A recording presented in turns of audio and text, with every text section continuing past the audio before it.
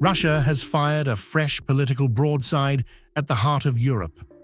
As per reported statements on August 8th, Russian Security Council Deputy Chairman Dmitry Medvedev launched a scathing attack on European Commission President Ursula von der Leyen, questioning her priorities and accusing her of putting Ukraine and sanctions ahead of Europe's own economic and political interests. According to reports, Medvedev pointed to Ukrainian flags on von der Leyen's social media profile as symbolic proof of what he described as Brussels' skewed focus. He claimed this reflects a leadership mindset more aligned with Kyiv than with European citizens, framing it as a strategic misstep at a time when the EU continues to face economic and political pressure. Old hag Ursula has Ukrainian flags in her profile, meaning she doesn't give a shit about Europe. All that matters is the banderite clique and sanctions. Because the EU is doing so well, right? Whatever the mad gynecologist says, Russia will surely win.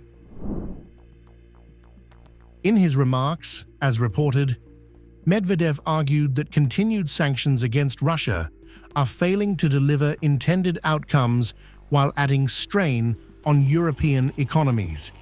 He positioned the EU's policy approach as counterproductive, suggesting that the bloc is sustaining pressure without achieving decisive strategic gains, even as the conflict and economic fallout persist. Medvedev further claimed that support for what he referred to as the banderite clique reflects a broader Western narrative backing Ukraine unconditionally. This framing, widely used in Russian discourse, seeks to challenge the legitimacy of European support for Kyiv and recast it as politically driven rather than aligned with long-term European stability.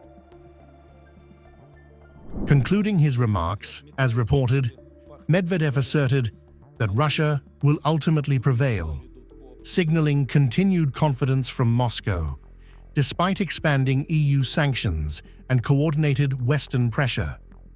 The statement underscores the deepening divide between Russia and the European Union, where rhetoric is sharpening alongside policy confrontation, reinforcing a prolonged and entrenched geopolitical standoff.